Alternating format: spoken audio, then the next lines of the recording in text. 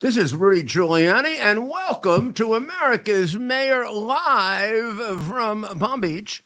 If you look now, you will see the sun coming up not too far from here, where we were yesterday morning. I wanted to show it to you yesterday morning, but I'm always a day late with my pictures. I took that myself. That's a sunrise in Miami. And if you go just straight out, just keep going, you get to Ireland, or probably a little below Ireland. I always think about that when I look at the Atlantic. I always think when I go out to like Montauk Point in New York. Next stop, Shannon. Okay. Breaking news. Play our breaking news song, which we don't have. Da-da-da-da-da, bop, boop, bop, bob. Big surprise. Just released, New York Times. Again, the newspaper of record has let us know that an average of 2.5 million immigrants per year poured into the United States during the non-administration of Joseph Biden. That would be 60% at least illegal, and it is larger than all the people who came in during LSI during the 60-year existence, or was it 70, of Ellis Island. But they didn't. They now have figured that out, to which I give them great credit for being really on top of the story. Since I think we pointed this out a year and a half ago. So now the New York Times should be turned over to Ted and to me and to Stephen and Dr. Maria and all of our group, including Mike and the people from Frank's speech. And we should run it because maybe over the next 4 years, Rob, of course. Rob, we need you, babes. Yep. Come on down.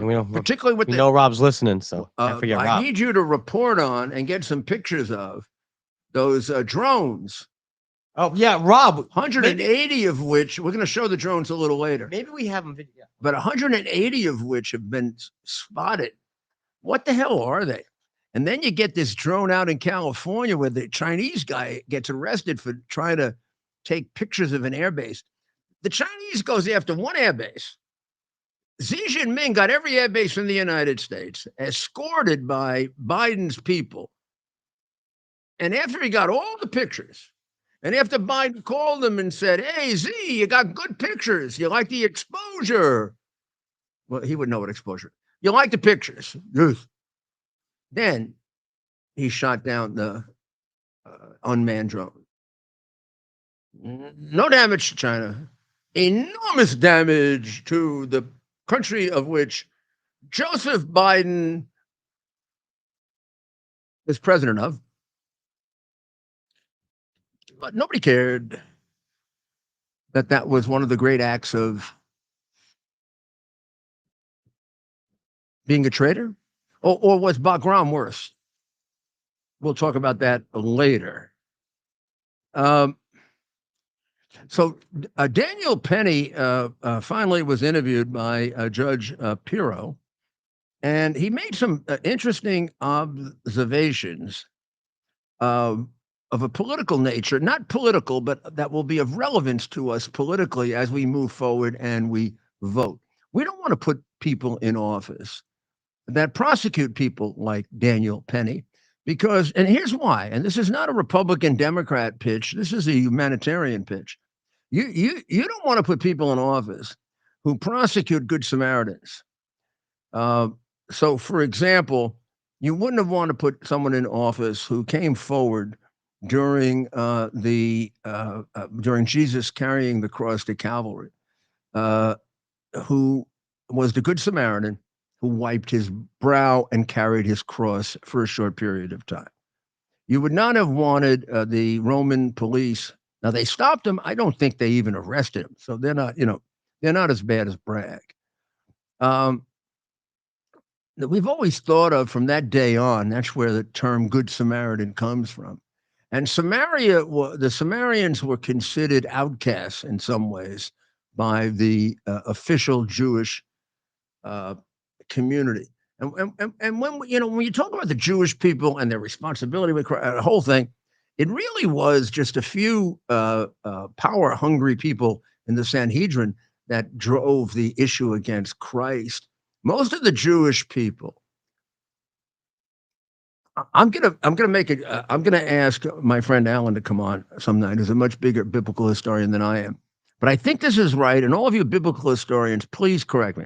I think probably if you were to take a poll at the time of Jesus, it was only a very small percentage that acted on the situation involving Jesus. In other words, it was a very small percentage of Jewish people, mostly in the Sanhedrin, and mostly the ones that were characterized as the Pharisees and the scribes and the Sadducees, who were officially hypocritical, of which Jewish people to this day, and Christian people, we hate the people who make their religion on their sleeve,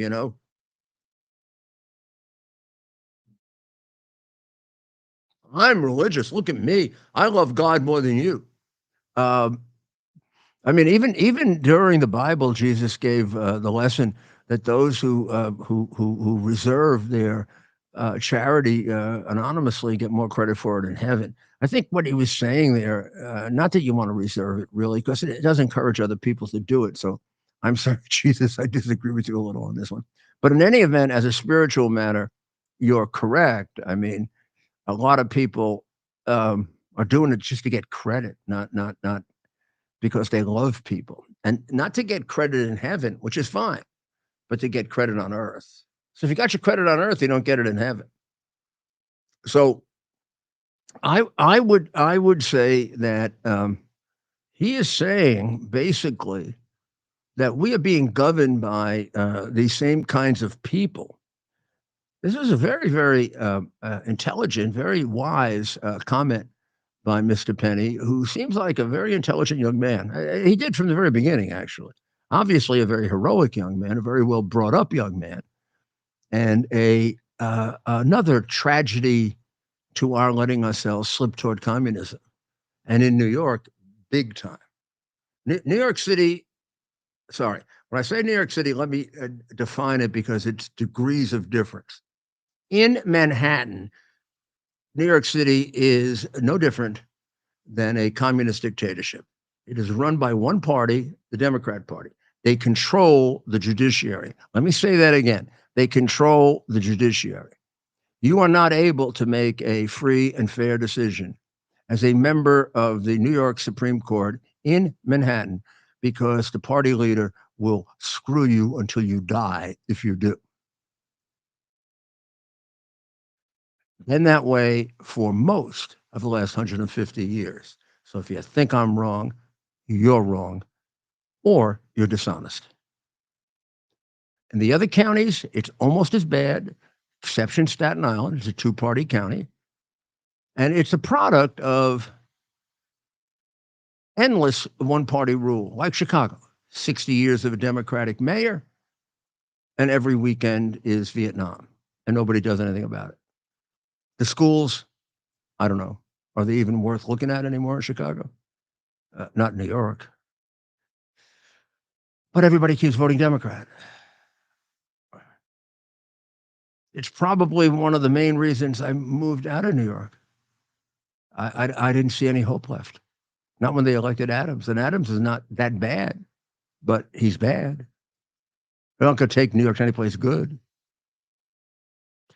So Mr. Penny said about the people who prosecuted him and allowed the prosecution of him for what would be a non-crime. It's called self-defense.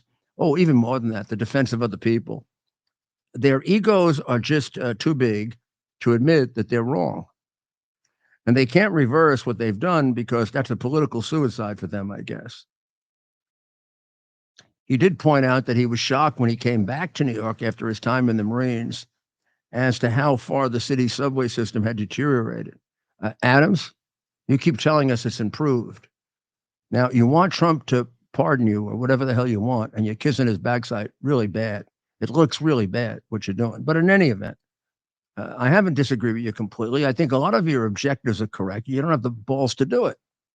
But when you listen to this, stop bullshitting us about the subway. Nobody thinks the subway system has improved. It hasn't improved. Every time you say that, somebody gets thrown on the subway tracks. I must have had some people thrown on the subway tracks when I was mayor. Honestly, I can't remember it.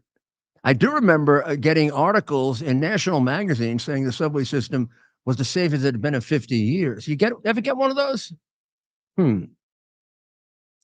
How much has crime gone up since the pandemic with you there? 20, 30%? How much did it go down under me? Like 60? Did you, Adams, endorse me for mayor when I ran for re-election because I brought crime down so much? And then did you later call me a racist when you were running for election? So would you excuse me if I think you're effing hypocrite? And I don't know what Trump should do about your pardon. There's a justification for it, and there's a horrible reason for not doing it, which we'll discuss a little later. Penny had 2 deployments in honor of our country. And he says that once the jacket was thrown, he felt he had to act. The kid's right. This kid did something that he should get a medal for. I don't know. Adam should have done it right away to interfere with the prosecution. I would have. And also, I had such a relationship with the prosecutors. I don't think they would have done it if I had a very strong view on it, because it would not have been political interference. It would have been intelligence interference, intellect interference. And we could talk to each other like honest lawyers. I mean, I could talk to Bob Morgenthau or Judge Brown or any of the DAs, and I never, ever politically would have influenced them ever, and they wouldn't have let me, and I wouldn't have let them do it to me. But could I influence them on the merits? 100%. Could they influence me on the merits? 100%. Because we were something that they're not. We were honest people who really cared about law enforcement.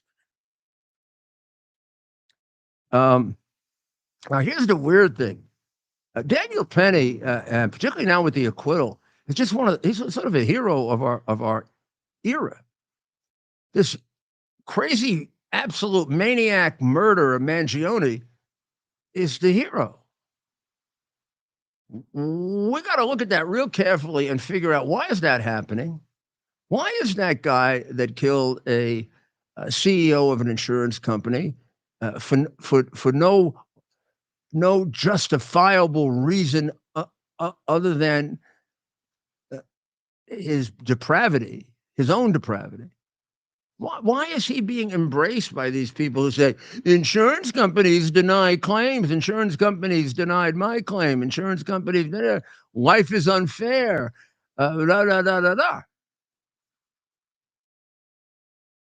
Wow. One guy gets up and saves a whole bunch of people on the subway who applaud him and say, thank God he was there, we'd be dead. The other guy kills a man in cold blood, holding him responsible for a whole group of evils that he can't possibly be singularly responsible for. With a two sides to the story situation. You want to go demonstrate about the false claims? I mean, about the claims that are denied? How about you go demonstrate about the false claims, about the crooked lawyers, about the crooked doctors who exaggerate claims? You put out a new program and you put it on television. I mean, they have these programs on for I don't know, what's the Marine base that they have an ad on? It's been on for about 10 years. I mean, there are people that were in Okinawa who put in claims for that Marine base. If you were anywhere near, call Jochenfleister, Schmutzku, and Butsky, and they'll get you money. That's as big a part of the story as the other part of the story. And these damn communists who want to make anything that looks capitalistic horrible never point out the reality of life. I don't know if insurance companies are more crooked or the number of false claims lawyers and doctors are more crooked. I don't know. I honestly don't know that. I don't know which is a bigger industry. I know I'm biased by the fact that I'm in New York, where I know which is the bigger industry. Ambulance chasing lawyer can make more money than the guy on Wall Street. And he usually got a couple of doctors that'll break your leg for you. Whiplash? Whiplash? How you doing after the accident? I'm fine. Your neck hurt? Nah. Come on, does your neck hurt? Why don't you go see my doctor? Doctor goes and looks at it. Oh, you're not going to be able to move your neck again. Well, I can, but no, 20 years from now. So just stop moving it now and we'll put in a claim for $2 million. Now, you think what I said doesn't happen? There are cases in court that prove what I happened. So cut out the hypocrisy. Please stop all of these suggestions that you should kill the people who run insurance companies. My God, Elizabeth Warren. Look, you're a big liar about your own heritage and background. So you're a useless kind of person to start with because you lie about the most basic things, Pocahontas. But my God, you are an intelligent liar. Will you stop creating an atmosphere in which they go kill another one? And you got to be smart enough. I mean, well, maybe you're not. You taught at Harvard. Maybe we got that all backwards from the beginning. Maybe that's a bad mark that you went to Harvard or taught there. I don't know. But to say that, you know, if these insurance companies keep doing this is going to continue. Well, murder is going to continue. You know, Massachusetts, let me just say something to all of you in Massachusetts. I love Massachusetts. It's a great state, one of our original states. We wouldn't be here without Massachusetts.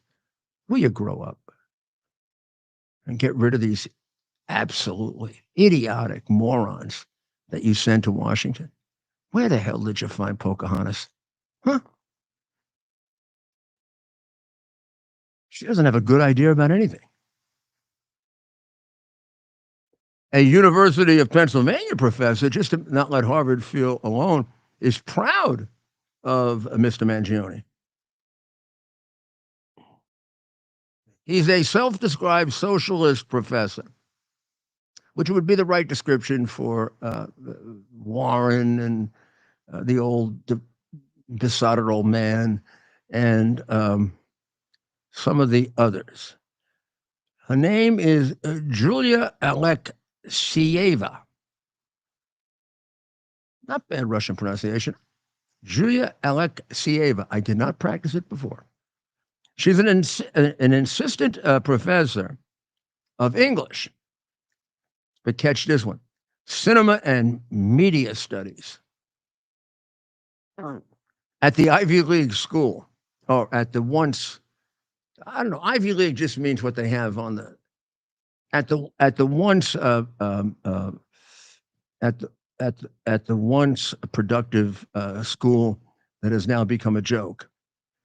She goes by, I don't know, she's trying to tell us something. She goes by at the Soviet.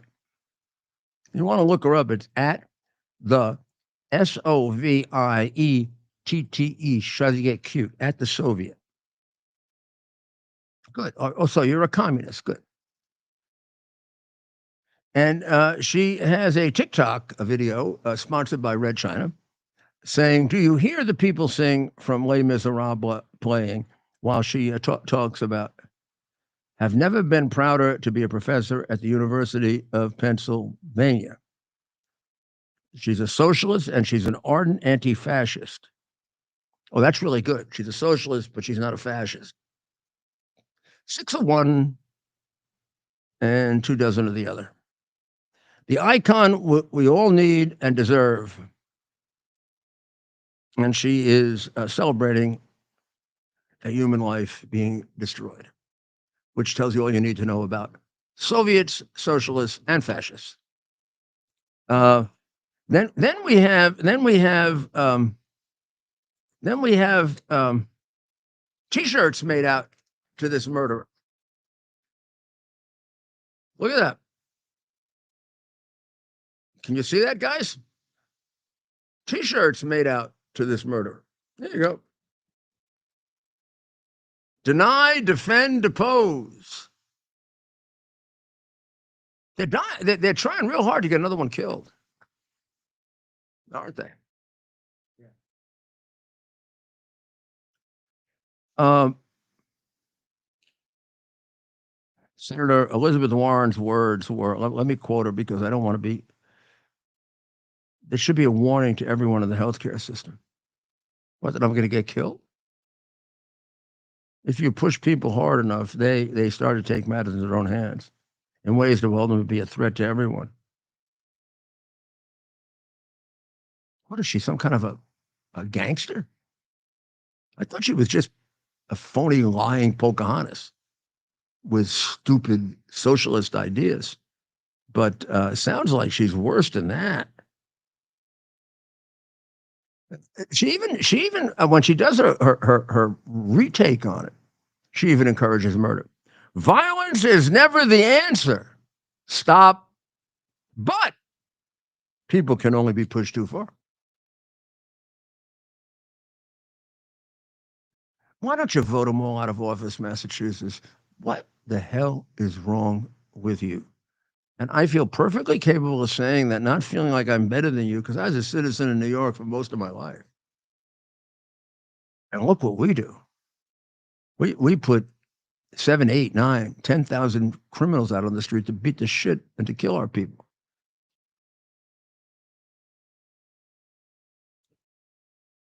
I mean, this guy was forget crazy, whatever this stuff is. He doesn't have any history of mental problems. The guy's an evil human being who committed first-degree murder, and he should be executed. Simple as that, and it'll stop it quickly. You don't get to decide America's inequities in a very complex situation like the granting or denial of claims in which there is a certain degree of cheating on both sides by killing people, because you don't have no idea if you're right or wrong. And you have no idea which side cheats more. I don't. And you tell me you do, you don't either. We're going to spend a lot of time now trying to figure out this guy's motives.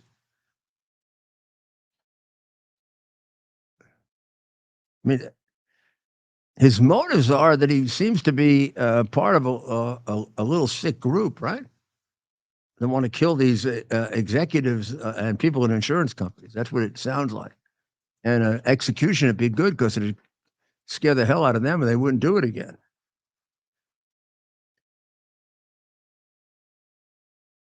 Well, Israel is, everybody is talking about everything that's going on, right? Like what's going on in Syria, who took over, are these terrorists better than the old terrorists? Should America be involved? Shouldn't America be involved? What the hell is Iran going to do now that it's lost all its proxies?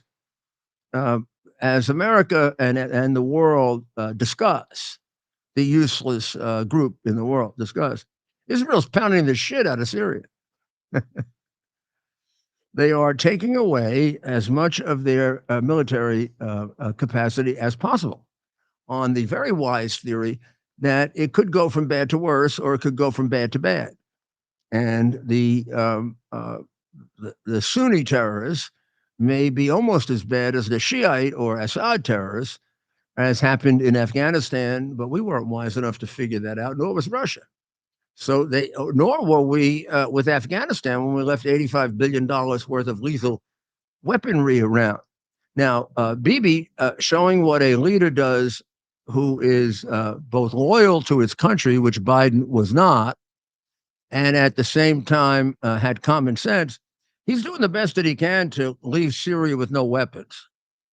As nobody is looking, or they are looking, he's bombing all of their large facilities.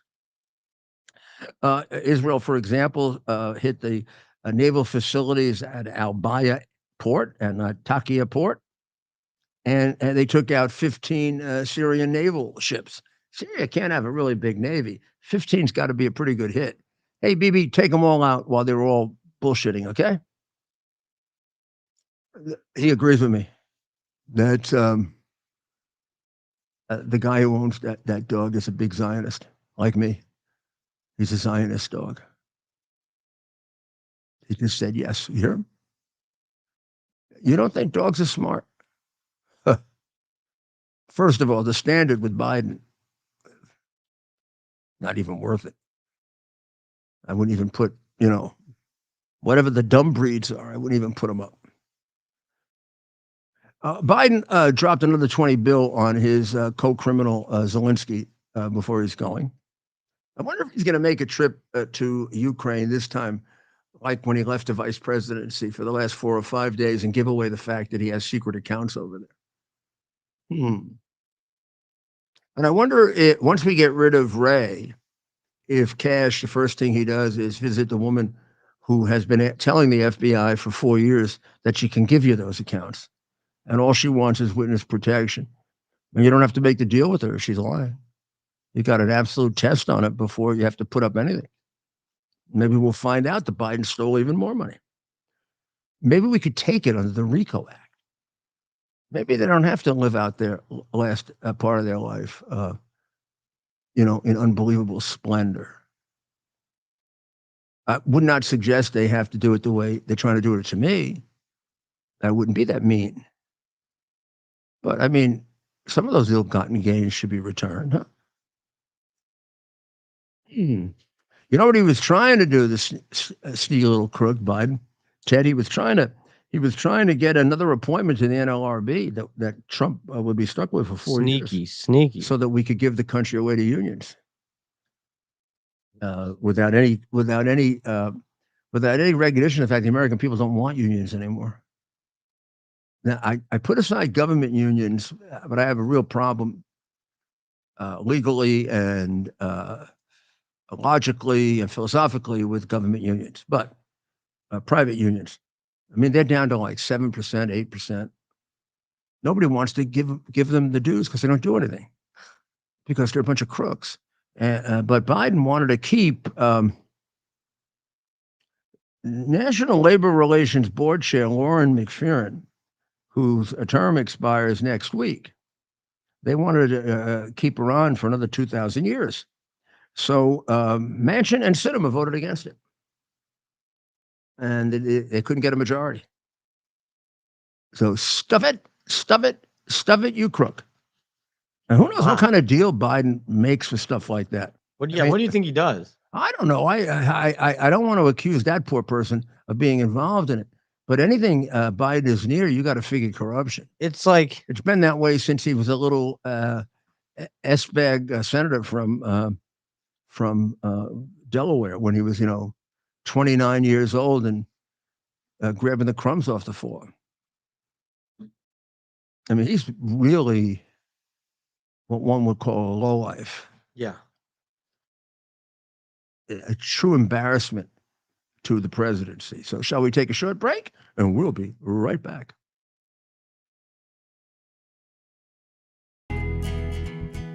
Here we are, pretty much at the beginning of the process here at this pristine, I call it a laboratory. It's not like a factory, it's like a hospital.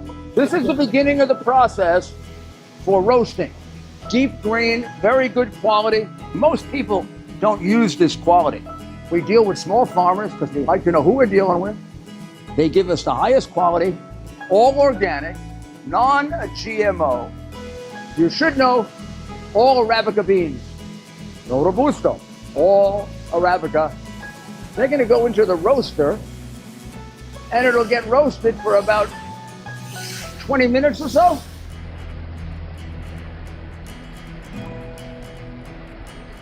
Oh my goodness, look at these. My goodness.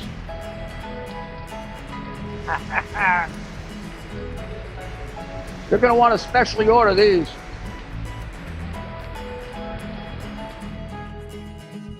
This is what goes into Rudy's coffee. To celebrate the new year, we're having the biggest sale ever on overstock clearance and brand new products. For example, save 60% on our Goose Down comforters, the best comforters ever. They go perfectly with our MyPillow bed sheets and duvet covers. Save 25% on our brand new kitchen towels. They're made with the same technology as our famous My Towels. Our initial quantities are extremely low, so get them now before they go. Our seasonal flannel sheets are finally in. You save up to 50% and they sell out fast every year, so order now. They're truly the best flannel sheets you'll ever sleep on. Or save up to 80% on all our clearance items. And this is where it gets even better. For a limited time, your entire order ships absolutely free. So go to mypillow.com or call the number on your screen. Use that promo code to get deep discounts on all MyPillow products. And for a limited time, your order ships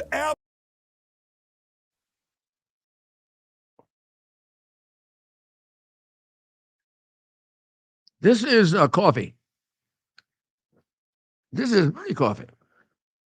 This is iced Rudy coffee.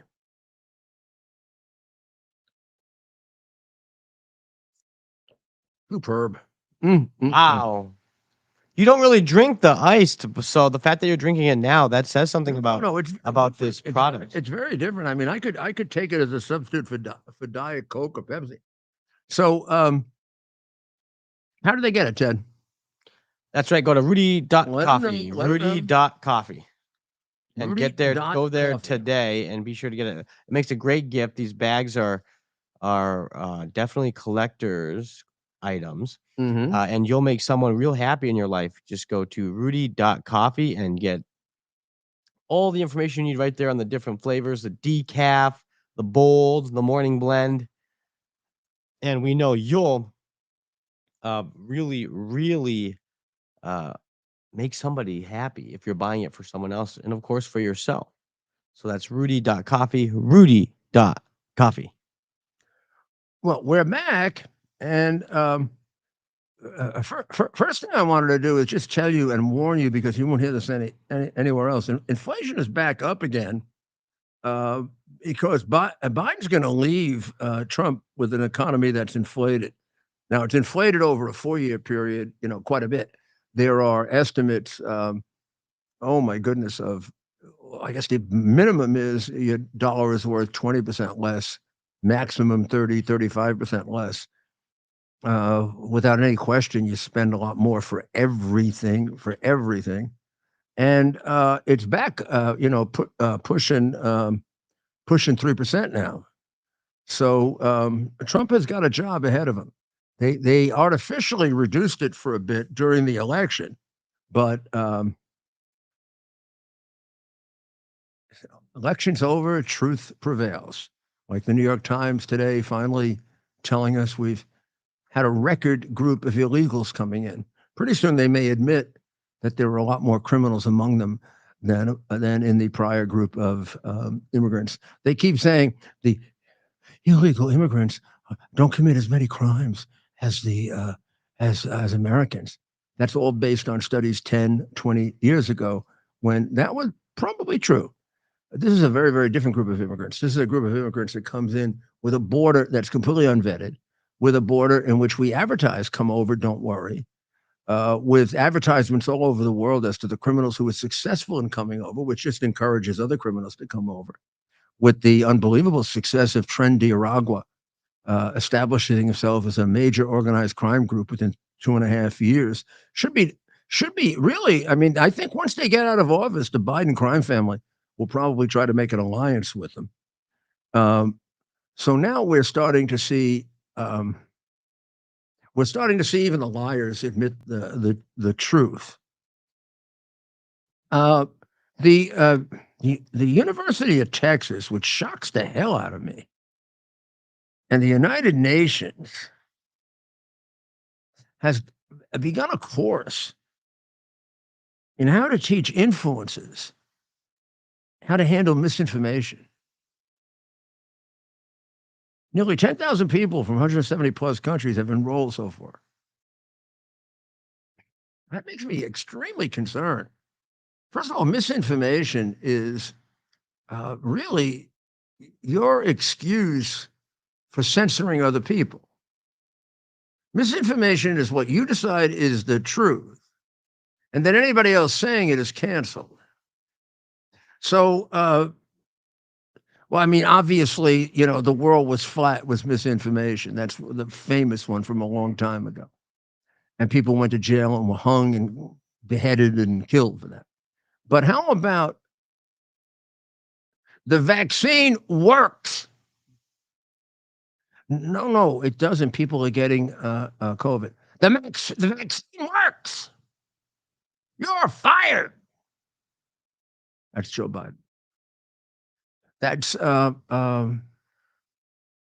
YouTube. We're on YouTube. Yeah, get on there. You see, now you listen to YouTube.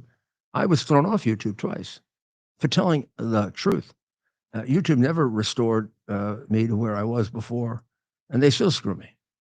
Thank you, YouTube, for being part of the censorship apparatus in America in complete derogation of the First Amendment.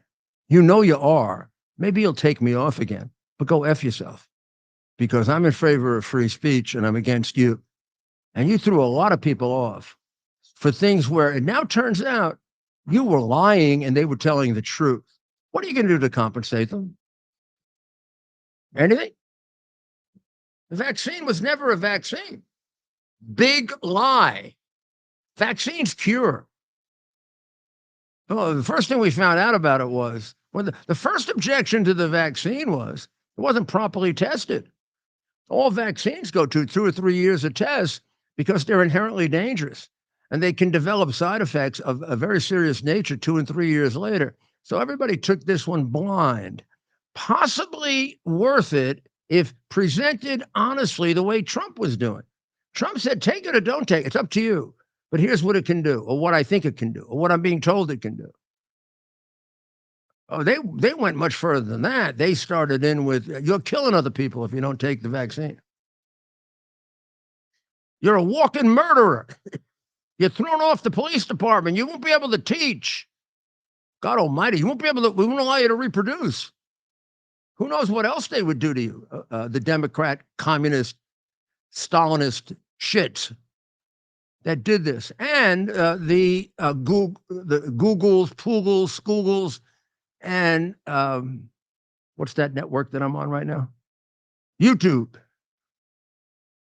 You're on a bunch of networks. X, before it was X, threw me off too for that. Yeah. I can't remember if they threw me off for am I telling you the truth about the vaccine, or am I telling you the truth about the election, or am I telling you the truth about the hard drive? It's one of those. Those are the group that I'm sued over too, by the same group of dishonest people who are empowered by the media censorship and the media domination that we still have. We're cracking through it, but we still have it. So I don't know what the University of Texas is doing teaching about misinformation. Misinformation is in the eye of the beholder. That's why I'm ridiculed horribly for it, where I said, truth, something to the effect of truth is in the eye of the beholder. That's what happens when you have a less than moral government. The government shouldn't be defining. We didn't invent government among men and women to decide the truth for us. We invented government to protect us. That's about it. Just about everything else it does, it screws up horribly. And does it want to, as it grows, tend toward fascism, Nazism, and communism and dictatorship? Yes. The larger it gets, the more chance it's going to do that. And that's what the New Deal and the Great Society did for us, moved us right in that direction. Arkansas Tech offers a Bachelor of Arts degree in social media influencing. You have any ethics course involved in there, or religion, or something? That's where we derive truth, don't we? I kind of was taught, maybe everybody can get angry at me now. I was taught that the way you arrive at truth is by prayer. Terribly subversive. It's what does the government tell you? The government says the vaccine is perfect for your health. It will cure COVID 100% if you don't take it. Everyone will get a card and you will be asked for your papers. Give me your papers, say Joe Biden and the first stepmother. Give me your papers. Then it turns out, a slight little change. It doesn't cure the disease. People who are taking it get COVID. Do you remember back with polio? I do. You're too young. People weren't getting polio from the Salk vaccine. It wasn't like the Salk vaccine is working, but 100 people just got polio. The Salk vaccine is working, but 2,000 people just. The what vaccine are you calling it? The polio vaccine. What'd you call it? Jonas Salk was the founder of the Salk vaccine. Salk, S-A-L-K, Salk. Jonas Salk. Oh, wow. Well, there you go. You just learned something. So nobody ever did that, right? A vaccine makes you immune to the disease. Except, let's start off with the fact, and I'm not going to get terribly scientific about it. I'll need Dr. Maria to bail me out, but it didn't do that from the very beginning. It didn't purport to do that. It purported to work on your nervous system in ways that we're not even sure what the heck they manipulated in your freaking brain. So within a short period of time, everything they said about it was misinformation. In other words, Biden was spreading the misinformation that it would cure you. Okay. Next step. Well, it's better to take it than not take it because you're less likely to die and you'll have fewer symptoms. And it's better than natural immunity.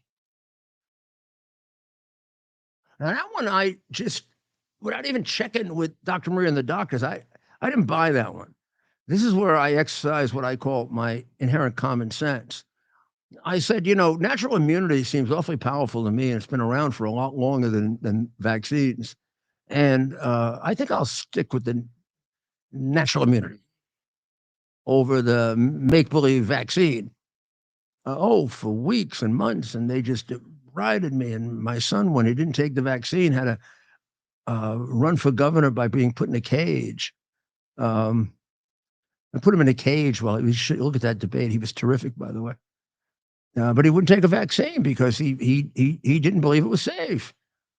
And then the people with vaccines got COVID once. Then they got it twice.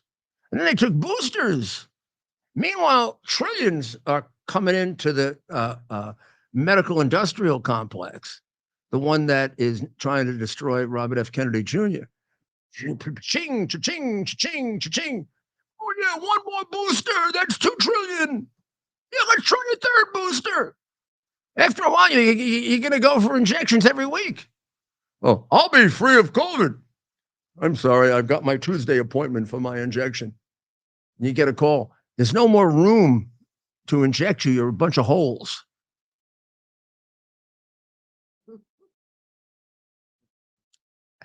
How did almost half of you vote for them?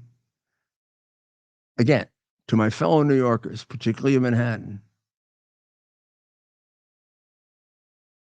you know that only one election district in Manhattan voted for Donald Trump.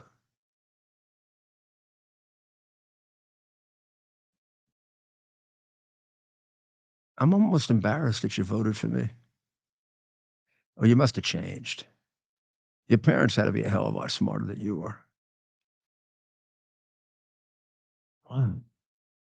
Well, they passed a defense bill, 280 to 104, 200 Republicans voting for it, only 81 Democrats voting for it. Now, I don't know why only 81 Democrats. It's only a 1% increase in defense spending. John Thune is really proud of it. I'm not really proud of John Thune. 1% increase in defense spending, and China has a larger Navy than we do? Stick it. Including you Republicans who voted for it. I don't know. The only thing I can say is you get this miserable administration over with that has destroyed our defense, as almost every Democratic administration has done, unless they want to take us to war, which is also the other thing they do. But they always take us to war not properly armed, and we have to do some kind of really quick checkup. In the area of foreign policy, I would ask I'd ask our president to broaden his view. I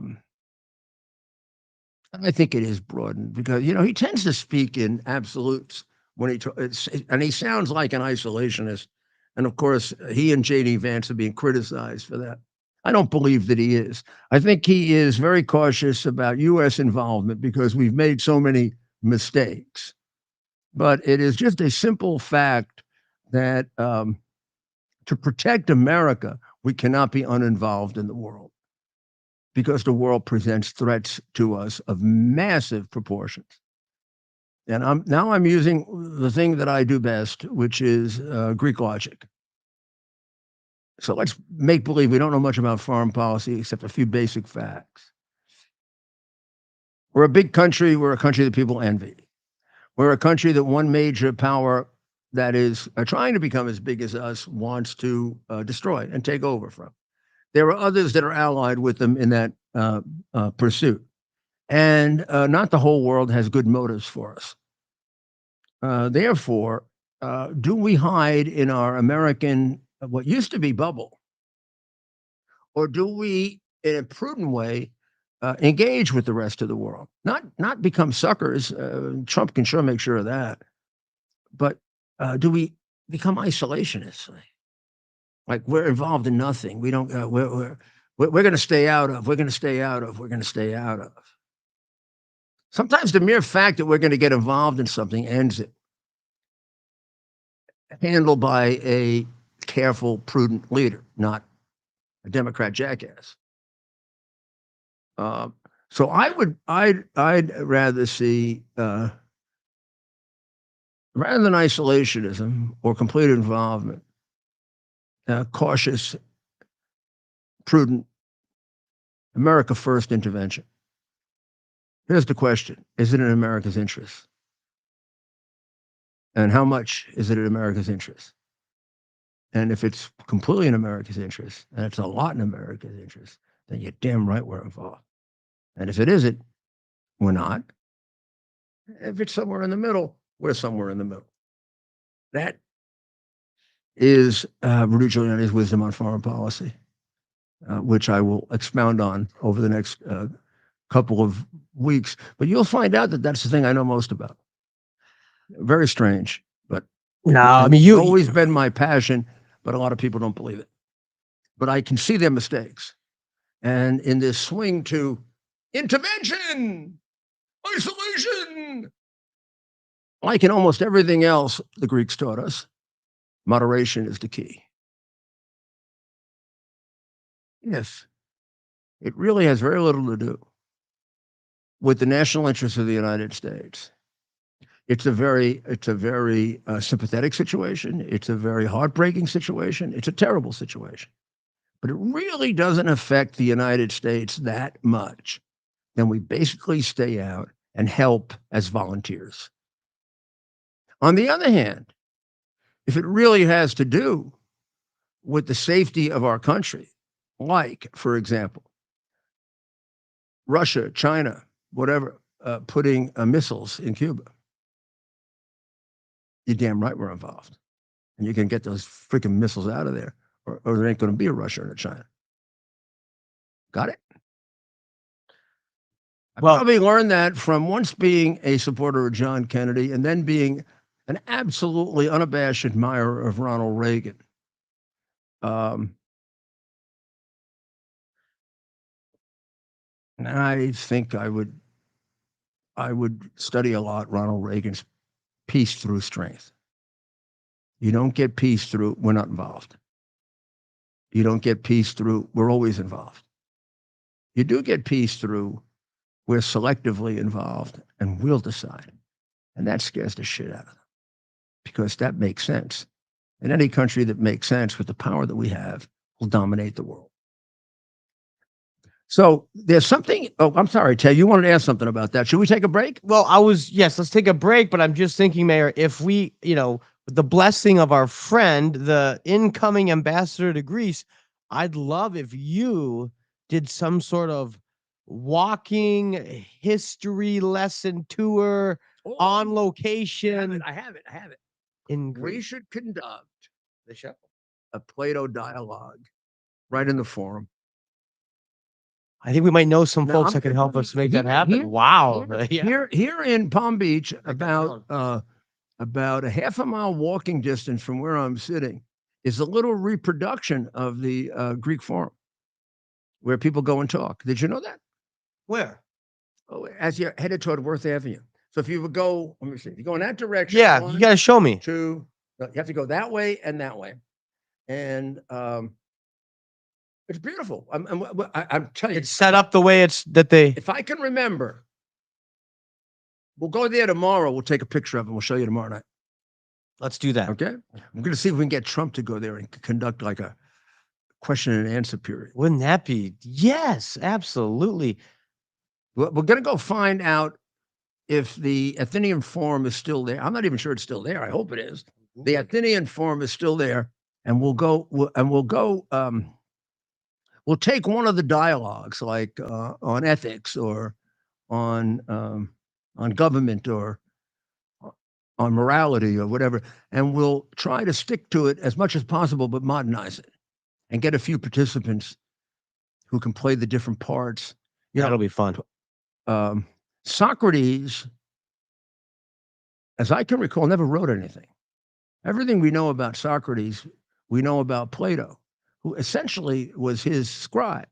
So he wrote down. So Plato wrote questions. The dialogues, and the dialogues were the discussions with the Athenian citizens, and sometimes children, youngsters, of various philosophical and moral issues, with Socrates developing it.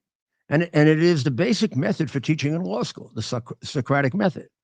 It's a method that's built on, rather than lecturing, asking questions and letting the questions build your knowledge so that you see both sides of an issue.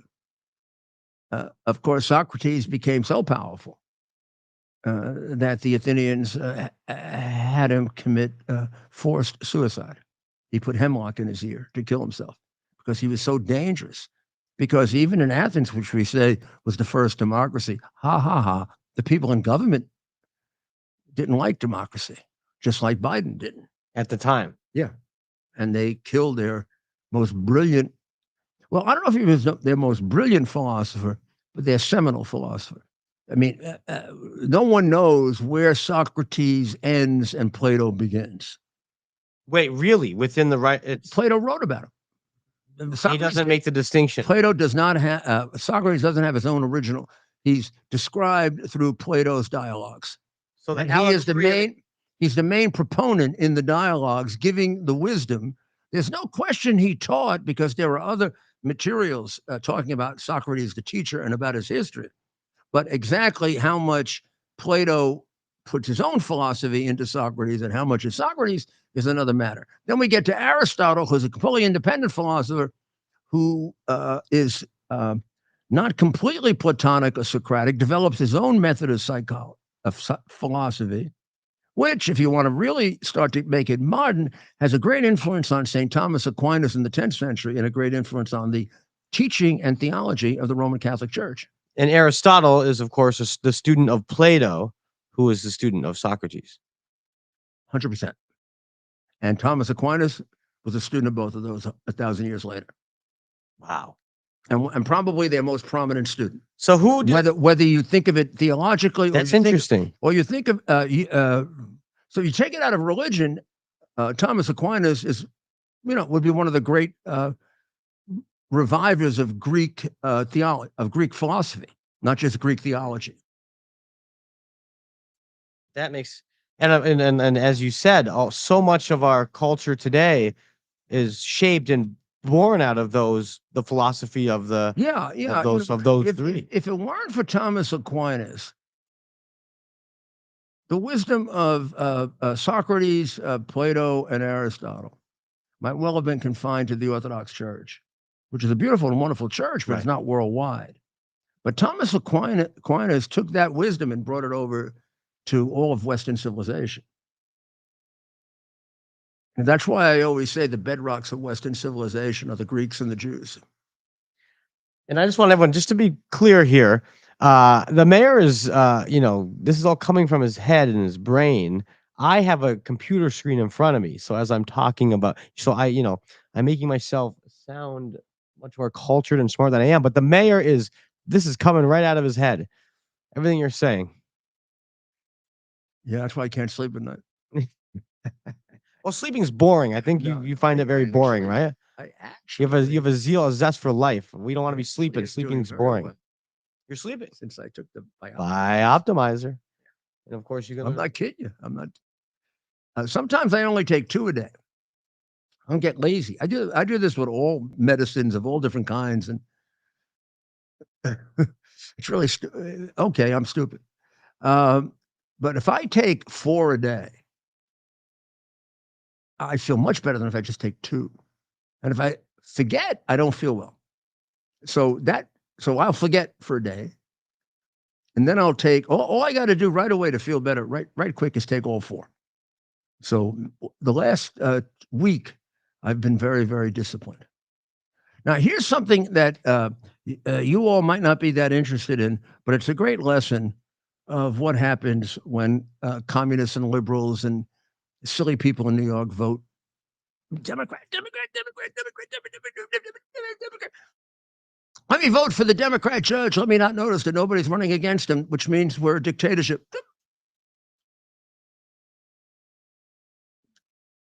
We developed in New York over many, many years ago, with some controversy at the time, a civilian complaint review board.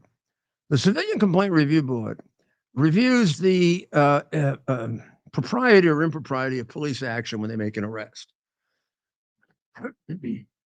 Your friend here, Rudy, was just a kid when this all started. A kid in school, then a kid prosecutor.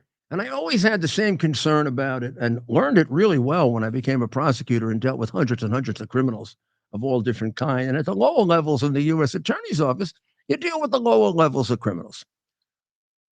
Every criminal is, as I explained once to Dr. Maria, who someone came up to me who I put in jail for 35 years, and she was a little frightened. And then he told me, in fact, I'm going to play the tape with him one of these nights. He told me how fair I was and what a hero I was to certain people because I was so honest and fair and all this other stuff. How he became a minister. Then I left her for a few minutes to go talk to another person. And I was a little nervous because who knows if this guy's really turned. So I go back to her, I pull her away, and we get in the car and we're driving. This is in Los Angeles. And she says to me, you know what he said to me? He said, he really respects you a lot, but you really shouldn't have believed he mentions a certain witness, because they were really lying about him. I said to Dr. Maria, every single person I convicted was innocent. Didn't you know that? In fact, Tony was innocent. Maikovsky's was innocent. He didn't kill the 20 million Jews. Somebody else came along and did it. Everybody's innocent that I prosecute. Everybody in jail is innocent. In prison is innocent, which is true. They also, particularly the street ones who get arrested for drugs largely by either the FBI or the DEA, they're all beaten up by cops. Mm. They're not. Most of them aren't. The vast majority of them are. The ones who are probably resisting arrest and deserve it. They all raise it because it creates an obstacle in their case. So this CCRB thing always worried me. And when I was mayor, the police commissioner can overturn them, and you got to look at them very, very carefully. There's no doubt there are bad cops. Gosh, I put 70 at one time in jail when I was part of the NAP commission. I took one who committed an atrocity, and between Howard Safer and I, we caught him in 2 days, and he went to jail for 25 years. So I have no affinity to a police officer. Police officer who's a criminal is a criminal, not a police officer. But I also think that most criminals, when they say they were abused by the police, are lying, and only a small minority are telling the truth. And I found in my experience, if you do enough investigating, including a case that I brought that vindicated 2 police officers who were accused of perjury, that if you wait long enough, it is many more times going to turn out that the police officer acted properly because most of them are good people. The CCRB, takes the word of the criminal. Every criminal can create a counter defense by saying the cop grabbed me by the testicles, or the cop did this, or the cop did that. Okay, having said that, I think we have a pretty good system of weeding through that. I don't say that we've got a perfect system of weeding through it, but I'd say we've come up with a pretty good system of weeding through it. That was pierced by the fact that a investigator, and I want you to listen to this really carefully, because when I saw this, I dropped the piece of I dropped the newspaper. An investigator hired by the NYPD's internal watchdog had a 1972 triple murder conviction, and he was going to sit on a board to review abuse complaints by police officers. Does that make? I don't care if you are very right, very left, or Karl Marx. Does that make any sense? You take a guy named Ronald Davidson who killed 3 people. Probably should still be sitting in jail. But because we have the alternative to capital punishment is life imprisonment, he's out. Okay, he's out. Let's watch him every day. No, we put him on a board to decide whether cops are telling the truth or lying when the perp says he beat me up, but there are no signs of anything, but he beat me up. And the cop says I didn't do it. You think after spending 35 years in jail, this guy's going to be objective? Or even if you think he is, you think any cop is going to accept that as a fair? Suppose I put on never mind. That's New York. That's Democrats. This is the kind of crazy crap Democrats do. A triple murderer on a police review board? Well, they finally figured it out, and they've thrown them off. I'd throw them all off and start a new board because they were tainted by him. I throw every single one of them off.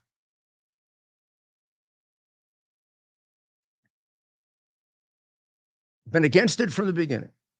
As a mayor, never saw any good they did. They didn't always make wrong decisions, and there were occasionally times I enforced their decisions harshly.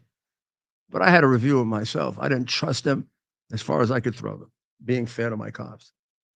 And one of the reasons I reduced crime as much as I did, more than any mayor in history, is one of the first things I did as my first police graduation was in Madison Square Garden, thousands of people.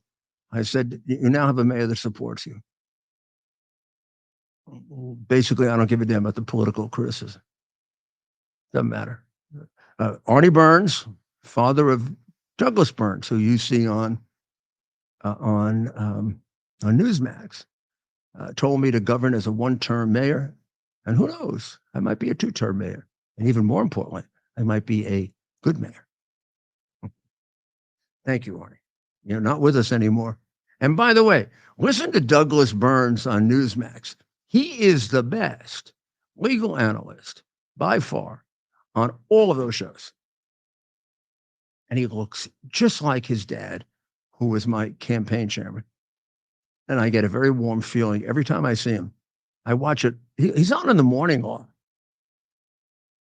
Makes me feel good to see that the genes were passed on. Well, I never thought I'd see this. But this guy Biden, Obama, the nitwit who ran for president, what was her name? Camila? Pamela. Kapupa? Oh, cackling. I remember. I don't remember her name, but I remember. They've been given a fortune to Iran, right? So we know that Obama committed the crime of money laundering by sending millions, hundreds of millions of dollars in cash to the Ayatollah at the height of their killing of Americans, knowing that half that money would be used for terrorist activities, and knowing that maybe all of that money is going to be used for terrorist activities, because why the hell would they ask for it in cash? I do not think he sends money to Britain in cash. I hope he doesn't, unless it's to have stuff when he goes over there. I don't know. But in any event, too much to ask that Obama be treated like an American and be put in jail for money laundering for the rest of his life, which is what should have happened. But then Biden comes in and Trump gets him at the point of bankruptcy and carrying signs to overthrow the Ayatollah. Thank God, that would solve all the problems in the Middle East.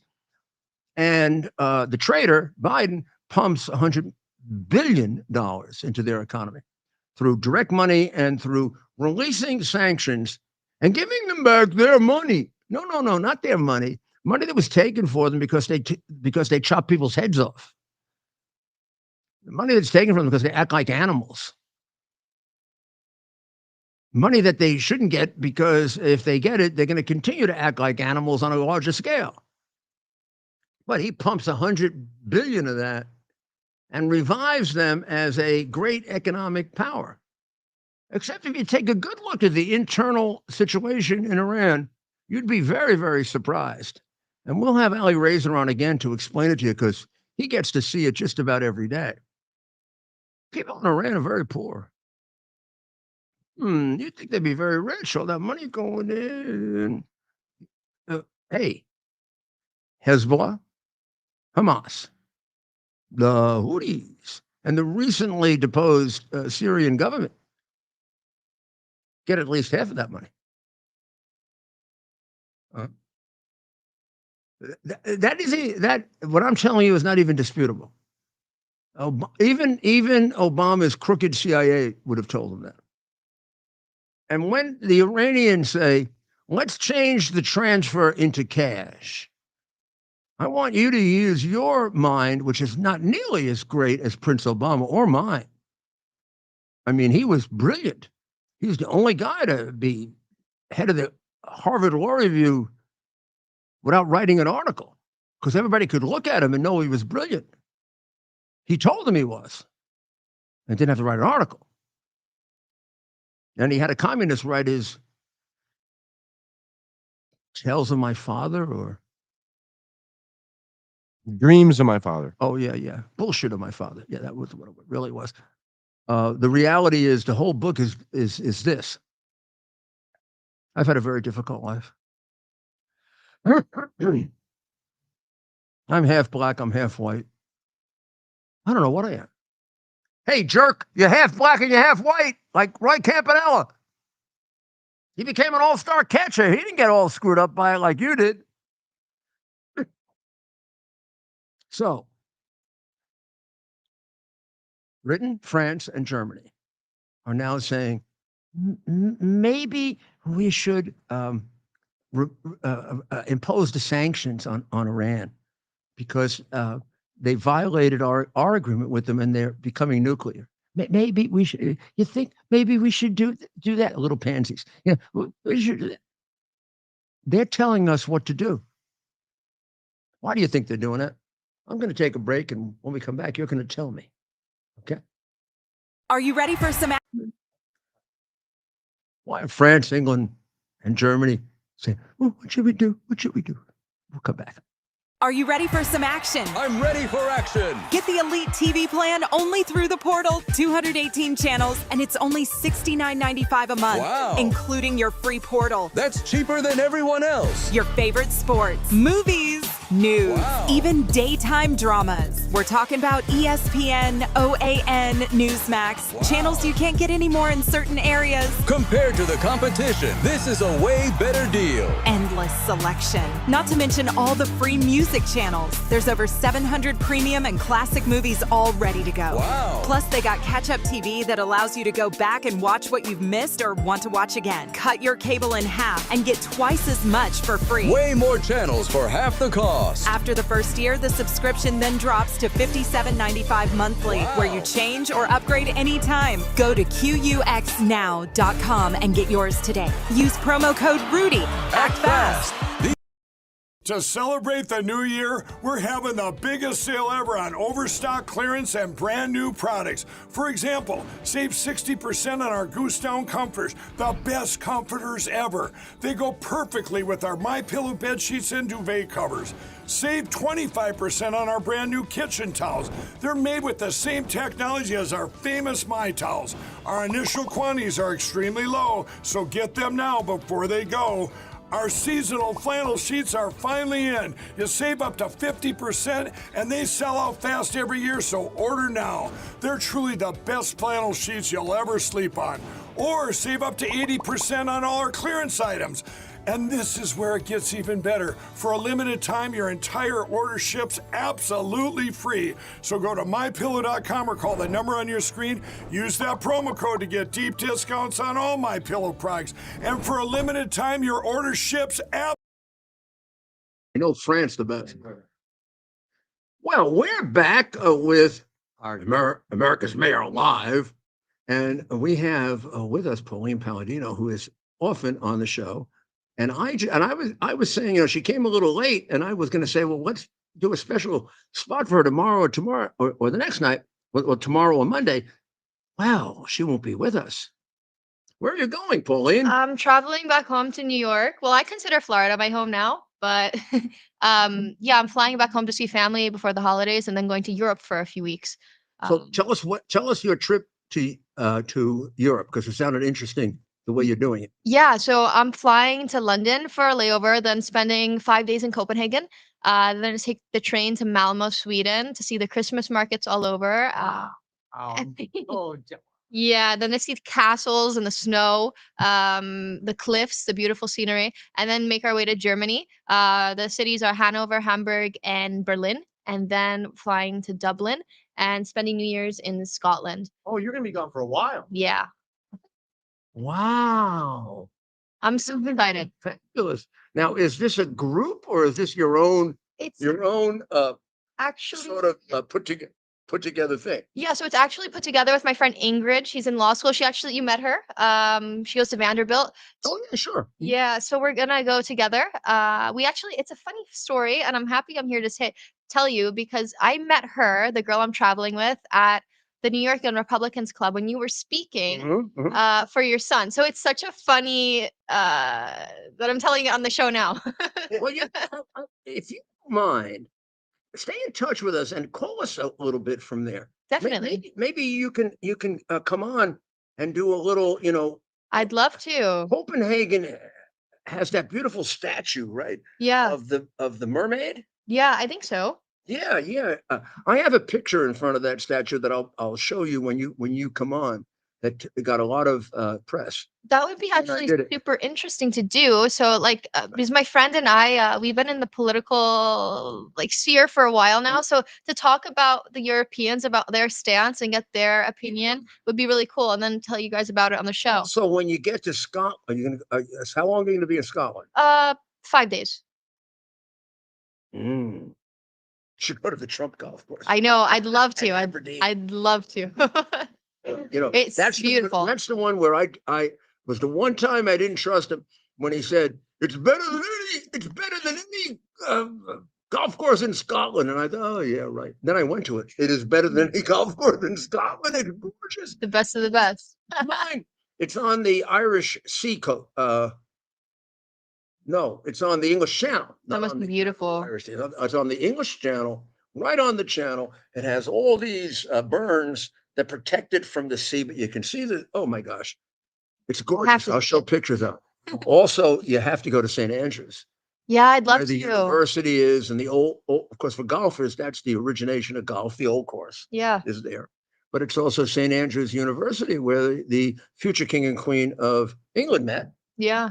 That's where they became in love. Yeah. And it's a beautiful. So I think St. Andrews is like, oh gosh, like a classic Scottish town. Yeah. Wow.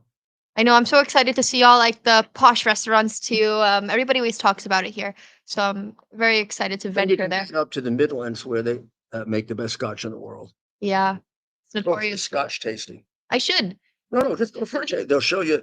They'll give you like 8 different kinds, and then they'll show you the scotch that comes from the islands. That's the smoky, peaty scotch, because they have to put peat around it in order to take the moisture out, Yeah. and it gives it a smell of peat, and it's very fascinating.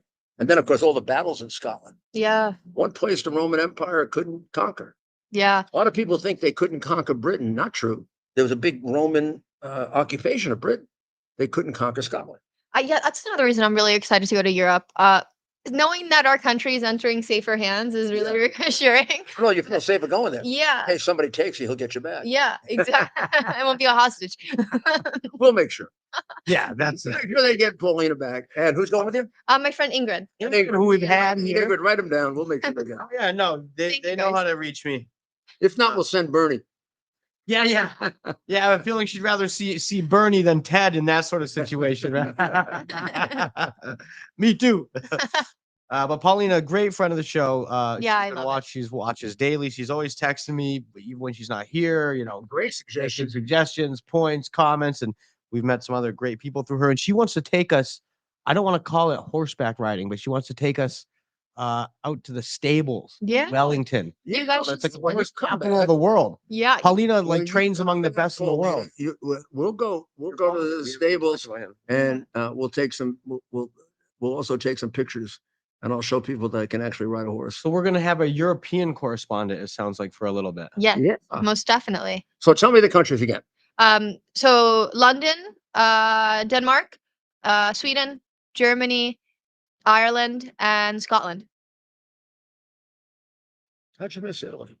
I know. That was I'm gonna go there in the spring. I wanted to go to Lake Como, I did, but we couldn't really fit it into the itinerary. The countries we're going to are kind of an easy jump. That's good. So Yeah. you'll see all those countries, and then when you see Italy, you'll see the most beautiful country in Europe. Yeah, it's true. Not that I'm prejudiced. I'm biased too. I'm biased too. But my problem is I don't go to Italy because I know I won't leave. No, you You'll might stay. not. Oh my Uh-uh. gosh. I was very young when I was not very young, but I was in my early 20s when I was first in Italy. And Where were you in Italy? the first time I went, I went to let's see, started in Rome, Very nice. Florence, Milan, then back down to Sorrento, Very- Naples, Avellino, where my grandparents come from. Yeah. And then back to Rome. Then I've been in other places, and then I was there going after the mafia too, which is a little Yeah. different. Then I was in places you wouldn't want to know, and places I can't repeat. But I can't go to Sicily. Really? Why? Well, at least I couldn't go as of 8 years ago. I tried to. The Italian government says they still want to kill me. That's And crazy. a friend of ours who actually said it on the show, so I can repeat it. Steve Bannon says it's absolutely true from the guys that he met at Danbury. Yeah. They still hate me. Yeah. The people Wow. of Sicily. Yeah. Their children hate me. Yeah. Yeah. That's Well, yeah. I crazy. mean, look, unfortunately, Nobody in the United States has any idea the impact I had on the Sicilian mafia. in Italy. And of course, with the biased left-wing lying press, you'll never know about it. Well, not if we have something to say about it. Hopefully, I got a few years on this earth, Mayor, and we're going to keep reminding people. No one really has any idea that the Iranians tried to kill me twice. That's right. And the mafia didn't. The mafia voted 3-2 to Right. not Well, the kill. mafia was smarter. The Iranians figured out it was much harder to kill me than they thought. They got arrested. Boy, that's and by the way, those are just the situations we know about. We know Iran, the mafia, the Italian mafia. I have another one, a really nice one from the cartel. The Colombian cartels put out a contract that literally slit my throat. Yeah, so they had When I was doing private actually. security. Okay, so it's very specific. They couldn't just take you out. They had to do it a very A specific couple of way. fatwas, just a couple. I was gonna say we didn't even talk about the Not a lot, fatwas. just a couple of fatwas. Oh, you just have I two don't have fatwas much. against. I got two, three. That's when you know you've done a few things on this earth. Has ever done When damage. you've got a few And fatwas. the one that has ever done damage is the Democratic Party Biden attempt to try to destroy me. That's right. Carried out by in part the law firm of Wilkie Farr and Gallagher with Michael Gottlieb as the hitman who was Joe Biden's law partner, but nobody wants to tell you that. Wow. And who represented the most crooked company in Ukraine. Ukraine. So if you're using Wilkie Farr to represent you, you're using the lawyer who was with the most crooked company in Ukraine. So if you're okay with that. And of course, what they can't take away is your extraordinary contributions to society, of almost any living American, Mayor, right? Your contributions and lifelong. They're trying, but they can't do it. They really can't do it. Notice how many bridges and tunnels are named after me in New York. Yeah. And that's one. I know, and that's one thing I'm gonna make one of my life's mission. There is, however, the Boss Tweed Courthouse. Yeah, you can't make that up. We take down the Jefferson statue from the city council, and we keep up the Boss Tweed Courthouse. What does Dinkins have? Oh yeah. So Dinkins has something. A bridge. He should have had he has the record for the most murders. What does he? Bloomberg's got nothing, and de Blasio's got nothing. Dinkins' major contribution is the most murders in the history of any mayor in the city of New York. The only pogrom that we know of where people went out and specifically tried to beat up and kill Jews. $1 million bribe for inner city broadcasting that he got away with. He was out of town during the during the attack on the World Trade Center. He was out of town in general, and he gets lionized. He gets lionized as really a nice guy, and if you met the police who took care of him, they'd tell you he was one major PRICK. And that's why. But he has a bridge or something named after him. Right, I think so. No, the bridge. Bridge or It's not really the municipal building where you could cut half the number of people in. Okay, so to be fair, you're never, a Republican is not going to get a municipal building. I wouldn't want a municipal building. Too much wasted. I think my focus is going to be. I don't want to give it away. I've been thinking of this for years now. Well, I was thinking. I want to give away. Given how idiotic they are and what they vote for, like right now they had a poll out that Bragg is winning re-election. Maybe it's better for your reputation if nothing is named after you in New York. I'm sorry, I love you people. I gave my life for you. I really did. Look. And you double-crossed me by becoming crazy, unbelievably stupid, anti-American, anti-Western values majority. And the people that are staying there who are good people are suffering because you're a bunch of intellectual snobs. Yeah. Was Theodore Roosevelt ever mayor? No, he was police commissioner.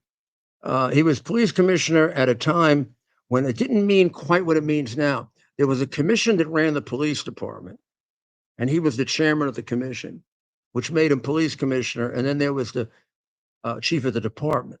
So the chief of the department really ran the department. He oversaw it.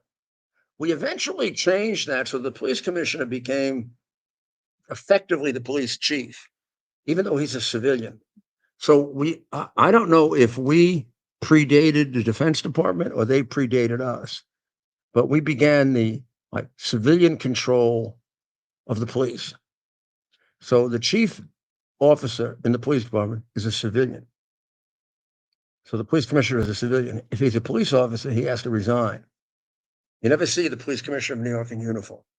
You always see him in a suit because he's not allowed to wear a uniform. And without any doubt, just like commander-in-chief of the military, the mayor is in charge of the police, which Mayor Giuliani reminded people of after 100 years. It caused a little problem with Bratton, but Bill Bratton. Bill Bratton was a wonderful police commissioner, and he helped me a lot. But you want to take a look at who's responsible for it. I reduced crime more after Bratton than before. Did he come from LA or go to LA? He came from Boston and went to LA. And he knew nothing about the theories that I put in place because they all came out of the 1981 Attorney General's Task Force on Violent Crime, written by James Q. Wilson. That includes broken windows. That includes career criminal. That includes our drug program. And he was a good executioner of it, not a terribly bright guy, but he had a really bright guy, Ed Maple, who I could work with. And then when he started leaking too much and drinking too much, I got rid of him. That's the truth. He likes to say all kinds of lies about it. That's the truth. Here's the proof in the pudding. My next two police commissioners reduced crime even more than him. That's right, of course. And of course, Bernie Carrick, our audience knows Bernie real well. He was my third police commissioner, the right guy for September 11, because he worked for 5 years in the Middle East. And the one in the middle has just departed, Howard Safer, who was he was a non-police officer. He was a federal agent, but a brilliant one. And he was a great organizer. So the first guy, Bratton, despite the things that I said about him that are true and negative, was a good reformer. He knew how to shake things up. Without the downside, that should be what Hegseth has to do in the military. I mean, he skipped over the first 27 police officers to get his deputy, first time in history it was ever done. Man, that alone shook up the police department. It put a lot of innovative programs in. Then he started to get really to be a little bit of a problem, just a little bit of a problem. And we needed a little change. So I brought Howard Safer in, who was a organizer. He was a manager, brilliant manager. He reinvented the United States Marshal Service. He created the now very famous witness protection program for the mafia, and now for everybody. There was no such thing before Howard Safer. He was a brilliant manager. So he solidified and made institutional the changes that Bratton made. Had Bratton been the police commissioner for 8 years, they wouldn't have lasted after me and Bratton. Safer made sure they lasted. And when he left, largely because of health reasons, I took Bernie Carrick, who was the first New York City police officer I made commissioner. He's also one of the most decorated New York City police officers. So like Pete Hegseth, they could relate to him. He's one of them. And they did. He had the most morale. He reduced crime the most. And most importantly, he was there on September 11. And the guy has, I can't use the expression I want to use. The guy has more courage than you're entitled to have. And he saved my life and I saved his life. And for that, we're brothers forever. And he saved New York. It's very nice. So those were my three police commissioners. We could go hours and hours. And well, we're going to miss you. Paulina's going to be in Europe for a month. Almost a month, yeah. Oh, well, it's the first time I've done something like this. Please be safe. Thank you. A lot of crap going on. I know. I know. How's your mom feel about it? Good. I think they're excited. Not a little nervous? No, they know I'm smart. Well, I know you're smart too. But I just worry about you. Be careful. Thank you. And if you need any help, call us. Thank you, guys. In a lot of those places, either I or Bernie know the security people. I did have a worldwide security business. The number one, before the largest in the world. Before the Biden people destroyed me. Remember, Wilkie Farr Gallagher, which is a Biden hitman law firm, and Michael Gottlieb, who represented the most crooked company in Ukraine. They're the ones who did the most damage, but there are a whole bunch of them. But we're going to prevail. We actually are prevailing. While everybody is figuring out what to do when Trump comes in and what to do about the new group in Syria, are they a worse or a better terrorist group than the one running it? Israel's going about just destroying all their chemical weapons. I love Bibi. While Biden was sleeping and Harris was lying and not paying much attention, he wiped out Hamas when they told him not to. Yeah. Then when they told him not to go into Hezbollah, he pretty much took out the entire leadership of Hezbollah. He did. And now when nobody's telling him nothing, they're just not paying attention. He is doing what we should be doing, which is getting rid of all the chemical weapons in Syria, so that if in fact we make a mistake and we get another terrorist group, they're not going to have chemical weapons. That's very smart. Please, I think Trump should put him in the cabinet. Yeah. What do you think, Ted? BB for the cabinet. Wouldn't make a bad Secretary of the Treasury. He straightened out. Nobody knows that he straightened out Israel's economy before he straightened out their security. You're right. They don't think of him in that sense as much of a very smart man. Somebody who understands. Yeah. Look, BB is one of the I would say one of the greatest leaders of our time. Somebody Churchill. Yes. Under extreme circumstances. And look, in similar to you and President Trump, someone who is often maligned by the establishment media. That's right? very true. Despite all of the good he is doing for his people, including those there that are probably criticizing him and calling for his head. Yeah, he's keeping them alive. He's keeping them alive and their right so to say those things. Yeah. He's also developed a capitalist economy, one of the strongest economies Bingo. per capita on earth. Yeah.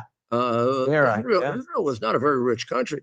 Israel per capita is why do you think they can do these miracles? I mean, whoever thought they could dispatch Hamas, Hezbollah, and now actually are scaring the hell out of Iran.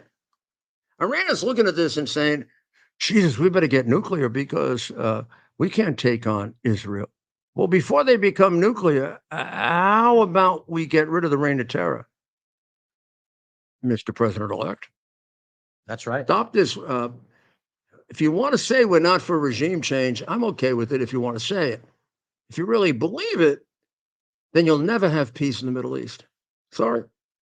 That's just the facts, not politics. Just the facts, ma'am. Just the facts. So they want to have a ceasefire in Gaza. That sounds like a year and a half ago. They always want a ceasefire in Gaza. I feel like I see the same headlines All the time. Yeah, repeatedly. I haven't seen.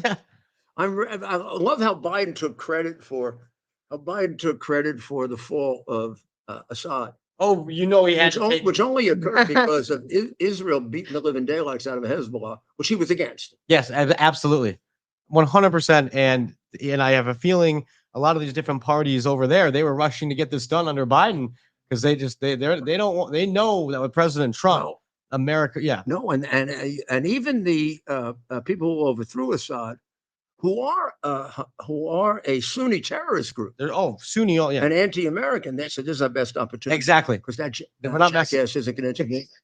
But Biden, we can do what we need to do. With Trump, we just don't. We don't know that guy. Trump will do. Everybody knows Trump is crazy. Yeah, I love that the media they pulled that. Trump was crazy in 2016. Oh, Trump with the button. And this is great. Keep doing this, media. I want the rest of the world to think that we got a guy that will push that button at any moment, right? It's true. Right. Like, let him. Thanks, guys. But they're too boneheaded. The mayor has talked about this repeatedly, right? The idea that even if Putin thought there was a 1% chance or a 2% chance of Trump doing something like that, that's enough to effectuate appropriate foreign policy. Hopes rise for ceasefire in Gaza. Where do they get these reporters? Right? What does that even mean? Ivy League. This is the Ivy League sissy course on the Middle East. That's right. They it's quite interesting. Let's have a ceasefire. Now, the interesting thing about ceasefire is that if we go back, and we're going to do it for our end of the year show, okay? Okay. If we go back, Biden was calling. I did it in my last year's end of year show. Biden was calling for a ceasefire before there was a fire. So when October 7 happened, Israel said, we're going to retaliate and we're going to destroy Hamas. Bibi got organized within 5 days, put 100,000 troops on the border of Gaza. And then we began, ceasefire, ceasefire. Wait. Nobody fired yet. Can we at least shoot one guy?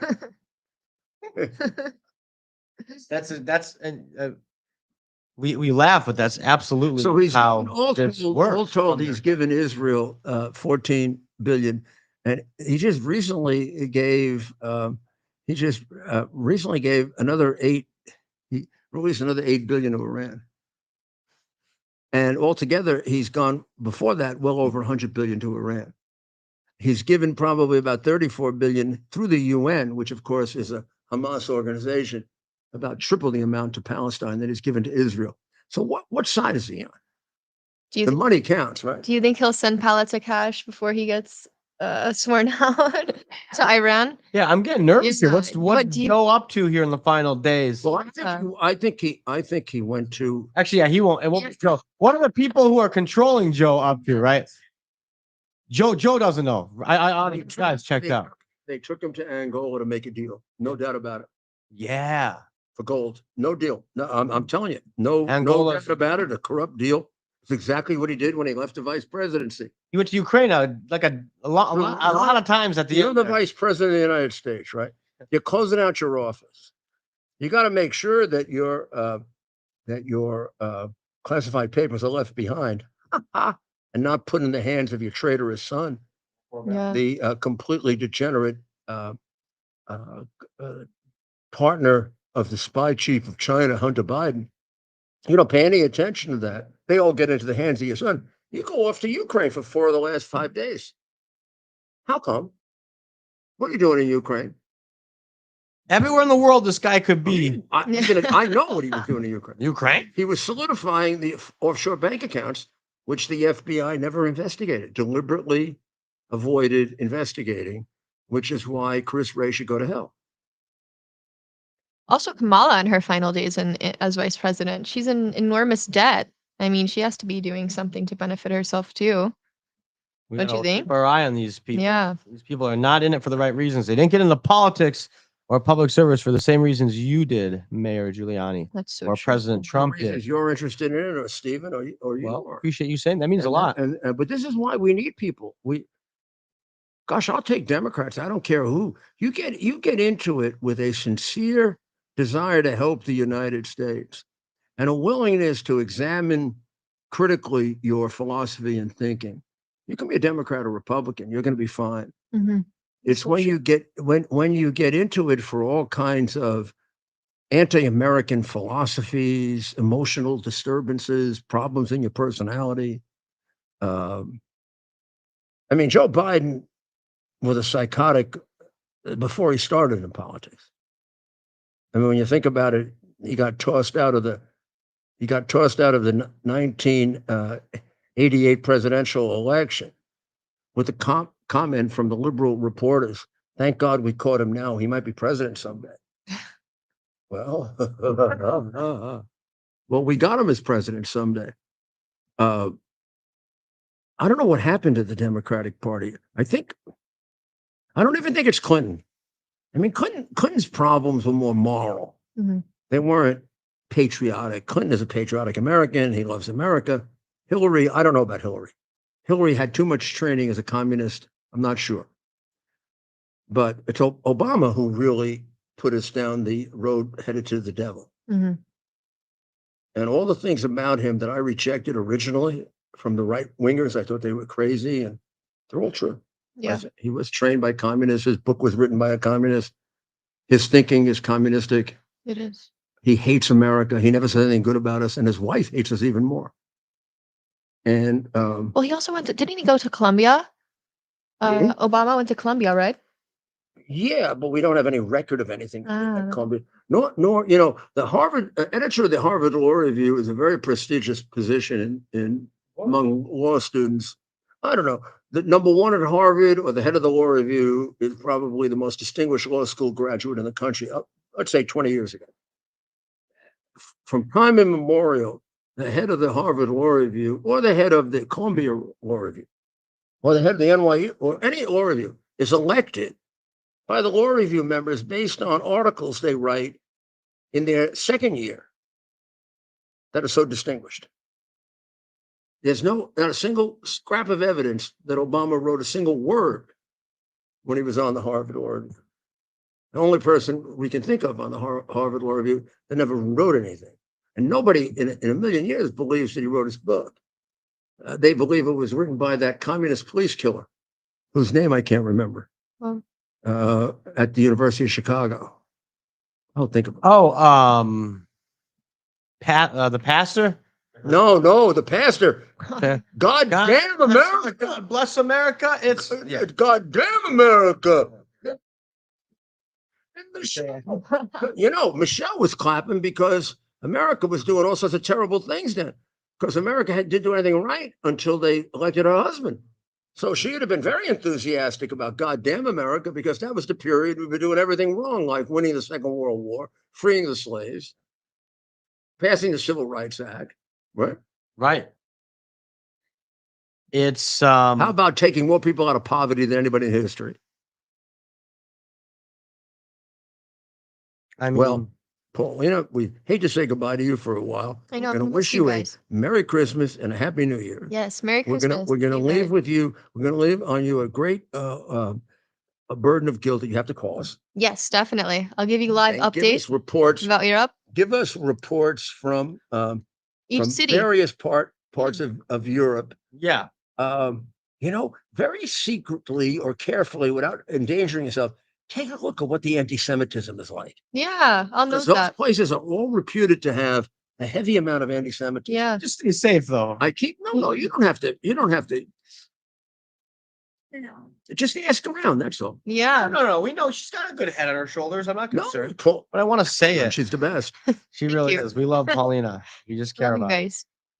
Well, you have a great time. All right. Thank you. I And appreciate wish your it. family a very, very happy Christmas. And thank you Yes. very much for the wonderful little Christmas cakes, Italian. Of course. yeah. Yeah, panettone. Yeah. Tone and the Ferrero Rochers. Yeah. Wow. Yeah. Show those off real quick. Italian. Oh wow. What is that? This is And called panettone. This is Italian. show the front. Show the picture of it. In like fruitcake. Yeah, show the Yeah. picture of it. Show the audience the camera. On Yeah, face the Natale. camera. Yeah. Wow. That's good. This Pane- fruitcake is fabulous. How do you say it? Panettone. Panettone. That's Panettone. panettone. That's good. Yeah. You said that way too. Wow. So we're gonna dig in. What do you eat that with? Kind You can do a tea, espresso, coffee. How about I like it with butter, right? butter. Can we have that with butter? You can have it with this coffee. I don't know. Here, give me that. No, it would go better with the morning coffee. Ah, perfect. This is the morning one? Oh, forget that. Sorry, you can have decaf if you want. We'll go with the bold. We're not having. There we go. This is very good. It's organic. Yeah. You guys should buy it. Yeah. This would go very well together in the afternoon. This would be very nice, like at 4:00 in the afternoon, if you want that. Right here. Awesome. There you go. Well, And you can take bold. If you have an espresso machine, you can put it in your espresso machine. You'll get great espresso.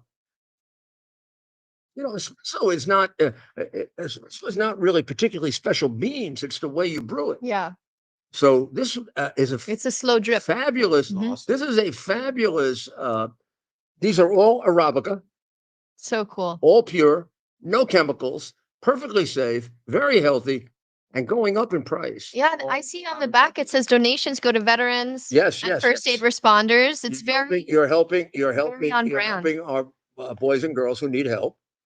And I'd load up on this because I think I showed you the chart last night. I don't have it with me, but the price of Arabica is going through the roof. And I don't know if it isn't, I don't know if it isn't organized. I tried to get Darren, who's my partner, I tried to get Darren to tell me, a lot of it says there were floods, and several of the places where they said there were floods, there were no floods. So we don't know if this is like an orchestration or it's reality, but they're trying to drive the price of Arabica up. So we'll have to take a good look at this. But we have plenty of this pre-up, so you can get plenty of Arabica. We have nothing but Arabica, no Robusto. Robusto is what you get when you go to the diner. Robusto is what you get in Starbucks. Boo. Starbucks.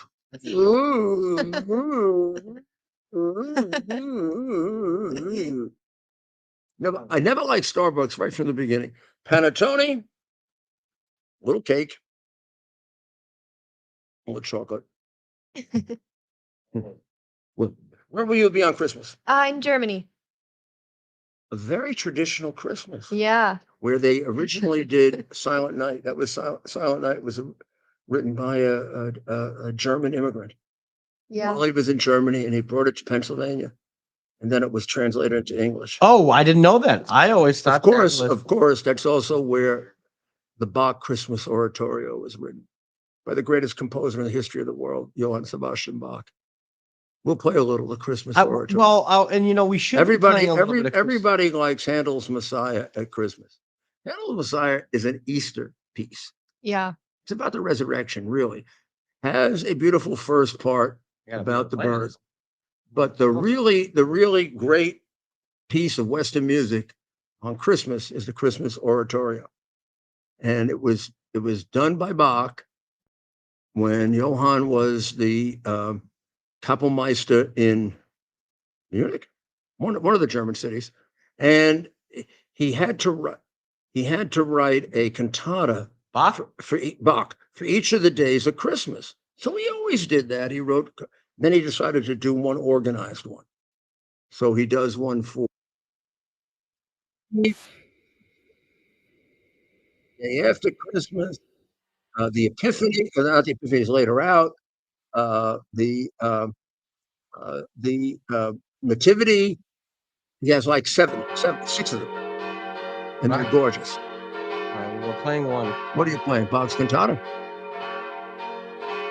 Yeah, this is the. It depends. I mean, if you really want to do it correctly, you do it from December 24, Christmas Eve, until January 6th, right? Yeah. Until Epiphany. Yeah, Epiphany. This is Bach's Christmas Oratorio. We'll play a little bit in the background as you guys work it out.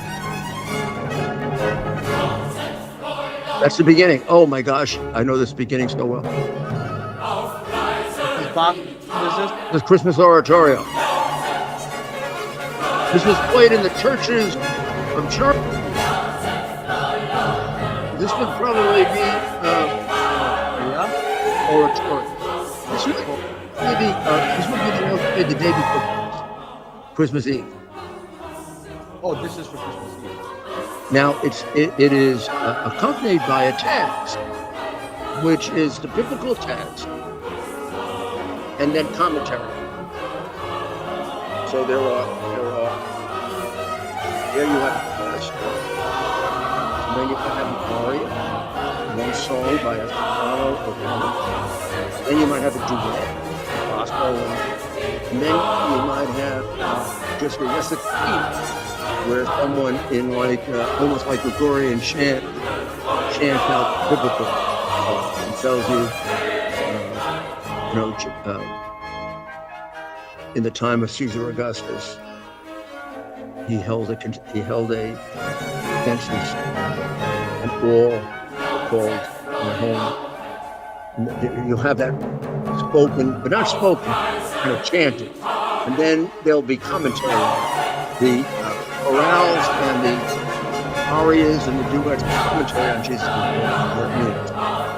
And Bach was largely a church musician. He was a choral master in 3 great churches in Germany, and probably the most prolific composer. Probably, even with the things that are missing, he probably has produced more music than any composer in history, and probably the most dominant. People don't know it. So much of what he did you can find in both German and Italian composers that come after him for 200 years. It's amazing. And if you listen to him, you'll love his music. It's very lively. It's not like, you heard that. You heard how. Strong. Yeah. This is what they'll play, and it's long, so they'll play this. Well, they play it on different days. Different parts of it. Yeah, it depends on the church service that you go to. What's an oratorio? If you were to define an oratorio. An oratorio is one of those. An oratorio is one of those. Well, cantata and oratorio are very similar. Cantata is largely written for the church. It's a piece of music that's composed around a biblical topic to explain the Bible topic and to explicate, to give you various versions of it. An oratorio is usually like a speech. early opera. Oratorio would be a standstill opera. Handel's Messiah is an oratorio. It's basically tries to cover the life of Christ. And then all of that, they didn't have operas. 1600, all of that was who knows if he wrote the first one or he was the Columbus. But Monteverdi wrote the first opera in 1600. And Monteverdi was a composer of all these church plays. So the opera emerged from the Roman Catholic Church. So go ahead, be anti-Roman Catholic. With the present Pope, I can understand it. Yes. But we as Catholics, or I as a Catholic, have to submit his rulings on faith and moral. Nothing else. When he says, it's fine to take care of the communists in Venezuela or make them important, I can say, go to hell. Yeah, that's not faith and morals, pal. That's politics. And may I say something quite respectfully? You popes have been really shitty at politics for a long time. How about all the wars you created? So why don't you get a little humility, pal? Well, on that thought, having condemned my pope, and saying goodbye to the beautiful Paulina, who's going off to Europe. Thank you. She could be a dazzling success in Europe. We may never get her back. We're never getting her back. What do you mean? You be careful now. And Thank take you. Care. We love you. Pleasure. And God bless America. God bless America.